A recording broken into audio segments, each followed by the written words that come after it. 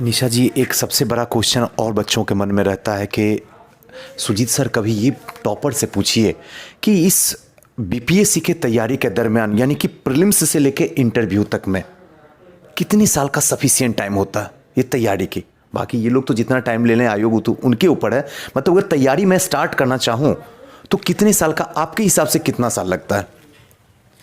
ये अलग अलग पर्सन पे डिपेंड करता है, अलग अलग इंडिविजुअल की कैपेसिटी पे। बट जो मेरा तैयारी था ऑनेस्टली स्पीकिंग, मुझे क्योंकि मेरी तैयारी 63rd से पहले बहुत अच्छी थी जो कि 6 महीने की थी।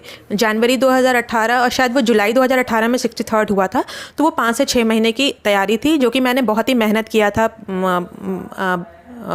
तैयारी करने में। लेकिन इत्तेफाक से मेरा वो नहीं हो पाया, तो मेरी तैयारी उसी समय हो चुकी थी। फिर उसके 4 या 5 महीने बाद मेरा 64th का प्रीलिम्स हुआ, तो पूरा मुझे 1 साल लग गया प्रीलिम्स की तैयारी में। तो उसके बाद पीटी क्लियर होने के बाद मैंने मेंस की तैयारी स्टार्ट की, तो वो 3 से 4 महीने का वक्त था। लेकिन हाँ, उस टाइम पे मैंने 12 घंटे से ज़्यादा की पढ़ाई की थी मेंस के लिए, क्योंकि उसमें मुझे आंसर्स भी प्रिपेयर करना था, उसको बार बार लिखना भी था। मैंने मॉक टेस्ट भी लिखा था पटना में ही, तो मैंने 20 से 25 मॉक टेस्ट लिखा था। मैंने जितना भी मेहनत किया मॉक टेस्ट लिखने में किया था।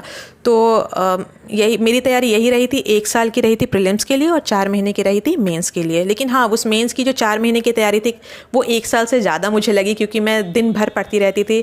एक आंसर को मैंने खुद, सारे आंसर्स मैंने खुद से प्रिपेयर किए थे। शायद इसीलिए मेरा GS1 में ऑप्शनल में काफ़ी अच्छा मार्क्स भी आया है, क्योंकि और मैं आंसर को बहुत ज़्यादा प्रैक्टिस करती थी। जैसे सुबह में 5 बजे उठ भी गई तो नहीं, मुझे 50 मार्क एक बार लिख के देखना है कि मेरा टाइम मैनेजमेंट हो पा रहा है कि नहीं। तो यही है, आप इंडिविजुअल पे डिपेंड करता है कि आप कितना टाइम लेते हैं। शायद आप समझ रहे होंगे जितनी बातें निशा जी बोल रही हैं, बिल्कुल ऑनेस्टली बात बोल रही हैं। अगर इसको फॉलो कीजिएगा तो आज निशा जी सक्सेस हुई हैं, कल आप भी सक्सेस हो जाइएगा। एक क्वेश्चन बहुत बड़ी, मतलब अंदर से बच्चों की निकलते रहती है कि सुजीत सर, एनसीईआरटी बिना पढ़े सिलेक्शन लिया जा सकता है क्या? और ये सबसे बड़ा क्वेश्चन है। कई लोग अलग अलग तरीके से कहते हैं नहीं स्टार्ट करो एनसीईआरटी, क्या पढ़ोगे, एनसीईआरटी बिना पढ़े हुए पास किया जा सकता है। आपका क्या कहना है? ऑनेस्टली स्पीकिंग, मैंने लूसेंट से स्टार्ट किया था, लेकिन लूसेंट एक नोट्स फॉर्म में बुक है, तो उससे वो अंडरस्टैंडिंग डेवलप नहीं हो पाती है। आप क्वेश्चन तो सॉल्व कर देंगे, लेकिन अंडरस्टैंडिंग डेवलप करने के लिए तो मैंने पहले लूसेंट उठाया, घटना चक्र उठाया। कहीं ना कहीं दिमाग में वो वैक्यूम रह गया था कि टॉपिक्स एक्चुअली में है क्या। तो मैंने एनसीईआरटी को पढ़ना स्टार्ट किया, और ईमानदारी से कहूँ तो पहली बार एनसीईआरटी पढ़ने में मुझे बहुत ज़्यादा एफर्ट लगा था। इतनी मोटी बुक, और फिर मुझे समझ में नहीं आता कैसे कंप्लीट करूं, तो मैंने उसके लिए यूट्यूब वीडियोस को फॉलो किया था हर टॉपिक को, कि सुनने में आसान होता है, पढ़ने में थोड़ा डिफिकल्ट लगता है। तो एनसीईआरटी को, और ऑनेस्टली स्पीकिंग मैंने वर्ड टू वर्ड नहीं पढ़ा था एनसीईआरटी, कुछ इंपॉर्टेंट टॉपिक्स को पढ़ा था जो कि बीपीएससी के लिए इंपॉर्टेंट हैं, जहाँ से ज़्यादा क्वेश्चन आते हैं। तो वो मैंने वीडियो के माध्यम से ही एनसीईआरटी को कंप्लीट किया था। अब कुछ आपके अंदर आए। एक बात बताइए मुझे आकाश जी कि बीपीएससी की तैयारी के दरमियान आपके हिसाब से कितना साल सफिशिएंट होता है कि इतने साल में आपका हो जाना चाहिए? हर एग्ज़ाम इंपॉर्टेंट है, हर एग्ज़ाम की कुछ रिक्वायरमेंट होती है, उसको फुलफ़िल करना होता है। थोड़ा स्मार्ट प्लानिंग भी इम्पॉर्टेंट है। मेरे केस में मेनली यूपीएससी के लिए डेडिकेटेड था। हाँ, मैं यूपी का अभी ट्राई किया, बिहार का भी ट्राई किया, क्योंकि थोड़ा सोसाइटी का प्रेशर आने लगता है। फैमिली भी बोलती है कि बेटा कुछ और ट्राई करो, मतलब उसके पैरेलली में अगर मैं अपनी बात है तो बीपीएससी में डेडिकेटेड होकर लोग तैयारी करते हैं, 1-2 साल लग जाते हैं इजीली, और एग्ज़ाम प्रोसेस भी काफ़ी लेंदी है, तो उसमें भी 2-3 साल खिंच ही जाते हैं। मेरे केस में थोड़ा यूनिक ही एक केस है, जिसमें मैं यूपीएससी की ही तैयारी कर रहा था। पैरेलली घर वालों के बोलने के चलते बिहार पे थोड़ा देने की कोशिश किया। अगर फ्रैंकली बोलूँ, मतलब एग्जैजरेट तो नहीं कर रहा हूँ, करना भी नहीं चाहिए। मैं प्रीलिम्स के लिए, बीपीएससी के प्रीलिम्स के लिए 1 वीक पढ़ा था, मेनली पैटर्न देखने के लिए कि बीपीएससी में किस टाइप के क्वेश्चन पूछे जाते हैं, कौन से पोर्शन से ज़्यादा क्वेश्चन पूछे जाते हैं, उन्हीं को पढ़ा। एक बिहार समग्र किताब आती है, उसको पढ़ा, क्योंकि बिहार के लिए स्पेसिफिक रोल नहीं था, केबीसी नैनो की, क्योंकि और इंग्लिश मीडियम की चाहिए थी, तो थोड़ा मुझे अच्छा लगा वो। तो कोई एक पर्टिकुलर मुझे पता नहीं था बिहार के बारे में, तो जानकारी के लिए 1 वीक काफ़ी था मेरे लिए। प्रैक्टिस किया और फाइनली मैं मतलब उसमें प्रीलिम्स में क्वालिफाई किया। अच्छा लगा, काफ़ी अच्छा एक्सपीरियंस था। उसके बाद बताइए बच्चों को प्रीलिम्स के लिए कौन सा बुक आप फॉलो किए? पहले तो क्या है कि स्टैंडर्ड किताबें हैं जो कि यूपीएससी वाले भी पढ़ते हैं या कोई भी स्टेट पीसीएस के लोग पढ़ते हैं। सबसे पहला तो बेसिक है अपना एनसीईआरटी।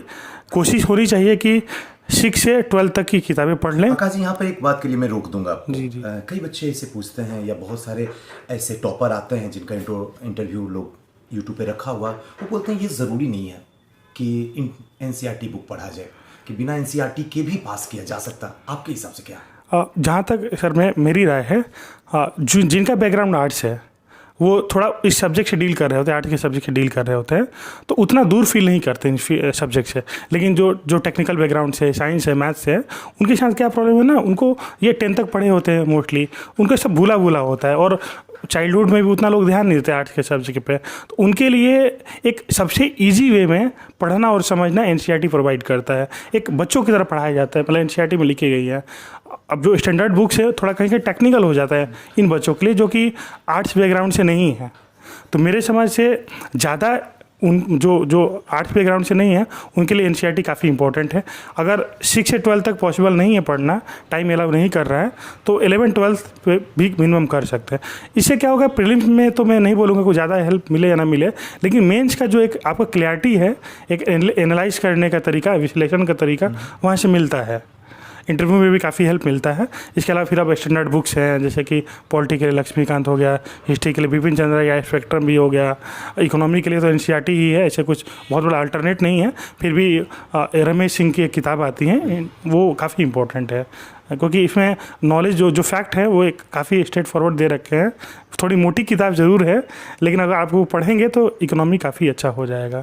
इसके अलावा करंट अफेयर पे काफ़ी फोकस होना चाहिए। कोई भी एग्जाम है, UPSC या BPSC या other state PCS, current affair का रोल काफ़ी बड़ा है। उसमें कोशिश करना चाहिए कि न्यूज़पेपर में कंटिन्यूटी बनाए रखें, उसका कोई बड़ा अल्टरनेट नहीं है। आप हिंदी मीडियम के हैं तो आराम से अच्छे न्यूज़पेपर पढ़ सकते हैं। इंग्लिश मीडियम के हैं, मैंने तो द हिंदू ज़्यादा यूज़ किया, और बोला भी जाता है कि UPSC में काफ़ी क्वेश्चन द हिंदू में आए हुए रेफरेंस से ही पूछा जाता है। इसके अलावा फिर आप अपने नोट्स बनाइए, जो भी यहाँ द हिंदू न्यूज़पेपर से जहाँ से भी नोट्स बनाइए, छोटे छोटे क्रिस्पी नोट्स बनाइए। वहाँ से ऑप्शनल की बात आती है, ऑप्शनल तो सबका अलग अलग है। मैं तो पॉलिटिकल साइंस का हूँ तो इसमें ज़्यादा कमेंट कर सकता हूँ। बाकी सर हिस्ट्री के मतलब प्रोफेसर हैं, पढ़ाते हैं, टीचर हैं, तो ये बेटर आपको डील करेंगे। आपसे एक बड़ा इम्पोर्टेंट क्वेश्चन मैं पूछना चाहता हूँ आपसे। कई ऐसे बच्चे हैं जिनके सपने तो हैं कि सुजीत सर DSP या SDM बना जाए, इसमें नो डाउट है, अंदर में पूरा जोश जुनून है, लेकिन समस्या ये आ जाती है बच्चों के साथ में कि सुजीत सर प्रीलिम्स तो मैं निकाल लूँगा, इंटरव्यू भी फेस कर लूँगा, मेंस भी लिख दूँगा, लेकिन सबसे बड़ी समस्या ये आ जाती है लिखा कैसे जाए। मेंस पढ़ लूँगा लेकिन लिखा कैसे जाए, और ये सबसे बड़ा आज के डेट में जो है एक यक्ष प्रश्न है जिसकी वजह से बच्चे इस फील्ड में आना नहीं चाहते हैं। तो आंसर राइटिंग आप कैसे किए हैं, इसके बारे में थोड़ा सा समझाइए। देखिए, सबसे बड़ा चैलेंज होता है आंसर राइटिंग मेंस में कि हम स्टार्ट नहीं कर पाते हैं। ये सोचते हैं कि जब हम उस लेवल पे आ जाएंगे, जब सारा सिलेबस कवर कर लेंगे, एक महारत हासिल हो जाएगा, सब कुछ पता चल जाएगा, तब ऐसे इस सिचुएशन में आपको 10 साल भी मतलब कम पड़ जाएंगे आंसर लिखने में, क्योंकि आप स्टार्ट नहीं करेंगे। जो भी जानते हैं, जितना भी जानते हैं आप लिखिए, क्योंकि अगर आप नहीं लिखेंगे तो हमेशा वही लेवल 0 पे ही रहेंगे। आपको कितना भी नॉलेज हो जाए, एक कुकिंग तरह है, खाना पकाने के समान है। आप कितना भी किताब पढ़ लीजिए, आप बहुत स्वादिष्ट खाना तभी बनाएंगे जब आप उसको ग्राउंड पे लागू करेंगे। तो लिखना इंपॉर्टेंट है। आप कितना भी गंदा लिखिए, खुद पढ़िए, खुद हंसिए, खुद फाड़िए, लेकिन लिखिए। आप खुद को लिखिए अपने से, टीचर को दिखाइए, टेस्ट सीरीज भी ज्वाइन कर सकते हैं, दोस्त को दिखाइए, कोई भी नहीं है तो अपनी फैमिली में दिखाइए, लेकिन लिखिए, लिख के दिखाइए, रिव्यू लीजिए। यही एक मंत्र है इसका। और राइटिंग स्किल एक अलग टाइप का स्किल है, एक लेखन शैली बहुत ही इंपॉर्टेंट चीज़ है, और उसको आपको लिखना चाहिए। हाँ, इसके लिए एक और चीज़ हो सकती है कि डिफरेंट पॉइंट ऑफ व्यू के लिए न्यूज़पेपर का जो एक संपादकीय पेज होता है, एडिटोरियल, उसका आपको हेल्प ले सकते हैं, जिससे आपके आंसर इनरिच हो पाए। एक बात, आज बच्चे जब देख रहे हैं आपको तो वो ये जानना चाहते हैं कि प्रीलिम्स की स्ट्रेटेजी ऐसी कैसे बना ली है कि तीनों के तीनों क्रैक कर लिए आप, क्योंकि कट ऑफ हाई जा रहा है। प्रीलिम्स का एग्ज़ाम तो बहुत ही अनप्रेडिक्टेबल होता है, खासकर जब से ई ऑप्शन जुड़ा है तब से तो और। लेकिन अनप्रेडिक्टेबल होता है, फिर भी लोग क्वालिफाई तो करते ही हैं ना। तो ऐसा नहीं सोचना है कि हाँ मैं दूंगा तो क्वालिफाई कर जाऊँ, नहीं हुआ तो क्या होगा, ऐसा नहीं। बस मेहनत करते जाना और एक सही स्ट्रैटेजी रखना है। मैं जो फॉलो किया हूँ, बहुत मेरे पास समय कम था और भी मतलब मैं जॉब में था तो मेरे पास समय कम होते थे, तो मैंने कैसे फॉलो किया मैं वो शेयर करना चाहूँगा। सबसे पहले एनसीईआरटी बुक तो बहुत ज़रूरी है, क्योंकि एक बेसिक इन्फॉर्मेशन आपको आता है, खासकर तब जब आप आर्ट्स बैकग्राउंड से नहीं हो। 10th के बाद मेरा आर्ट्स से कोई नाता नहीं रहा, तो मैंने एनसीईआरटी के बुक्स पढ़े। उसमें भी देखा कि किसी बुक में जैसे 6th-7th का नहीं पढ़ा, देखा कि 10th या 12th में मटेरियल्स मिल गया तो उसी को पढ़ा, बार बार रिवीजन किया। तो एक ये मैं जॉब के दौरान ही कर लिया था, तो मुझे एक बेसिक इन्फॉर्मेशन मिल गया था। साथ ही मैं लूसेंट का जो बुक आता है, मैं हिंदी माध्यम का विद्यार्थी हूँ, तो मैं उससे भी पढ़ा 5 बार 6 बार, कई बार रट्टा मारा, भूला भी, लेकिन जितनी बार पढ़ता हूँ तब मुझे कुछ उससे नया ही सीखने को मिलता है।